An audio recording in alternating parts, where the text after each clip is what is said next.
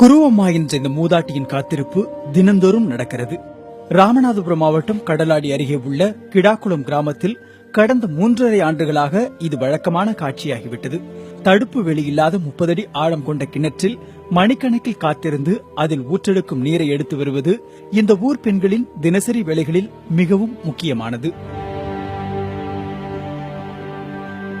கிளறி வெட்ட ரொம்ப கஷ்டப்படுறோம். வேற எங்களுக்கு வழியே இல்லை. இந்த கிணத்துல விழுந்தாக்கா எலும்பு கூட எண்ண முடியாது. 30 அடி ஆழம். சிரமத்துக்காக வேண்டி தண்ணி ஆயிடுறோம். வேற எங்களுக்கு வழி இல்லை. இந்த ஆபத்தான கிணற்றில் குடங்களை போட்டு ஊற்று ஊறும் வரை காத்திருக்கும் பெண்கள் பல நாட்களில் விடிய விடிய காத்திருக்க நேர்வதும் உண்டு. ஆனாலும் கிடைக்கும் தண்ணீரோ கசடும் புழுக்களுமாகத்தான் இருக்கிறது என்கிறார்கள் கிராம மக்கள். 30 அடி கிணறு இருக்கு. அந்த கிணத்துல நாங்க 3 நாள் ஆகுது ஒரு ஊரே பிடிக்கிறது எடுக்கிறதுக்கு. ஊறுதுல ஊறி அள்ளிட்டு போனாலும் பாதி மண்டியா போயிருது. மக்களுக்கு எல்லாம் ரொம்ப கஷ்டப்படுதுங்க. கஞ்சி கூட காய்ச்சல கிணத்துல முழுக்கும் கிடந்துட்டு சாப்பாடு செய்ய முடியல. இப்படிலாம் நாங்க கஷ்டப்படுறோம்.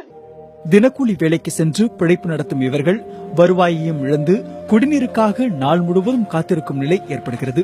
இது பற்றி பலமுறை புகார் அளித்தும் நடவடிக்கை எதுவும் இல்லை என்கிறார் மேனங்குடி முன்னாள் ஊராட்சி மன்ற தலைவர் மாரிமுத்து. திருச்சி கூட்டுறவு அதிகாரிகள்ட்டையும் நான் வந்து வாரத்துக்கு ஒரு முறை வந்து மாவட்ட கலெக்டர் வந்து குறைதீர்க்கும் நாள் கொடுத்தாங்க. அந்த மாவட்ட கலெக்டர் குறைதீர்க்கும் நாள்ல வந்து நான் நிறைய வட்டம் வந்து வாரத்துக்கு வாரம் கொண்டு போய் கூட நான் பெட்டிஷன் கொடுத்து பார்த்தேன். எங்களுக்கு எந்த விதமான விடிவுகளும் இதனால கிடைக்கல. பிடிஓட்டையும் முறையிட்டு இருக்கோம். சம்பந்தப்பட்ட அதிகாரி யார்கிட்ட முறையிடணுமோ அது மக்கள் பிரதிநிதி முன்னாள் இருக்கிற மக்கள் பிரதிநிதி நாங்க முறையிட்டோம். நாங்க எந்த விதமான நடவடிக்கையும் எங்களுக்கு கிடைக்கல.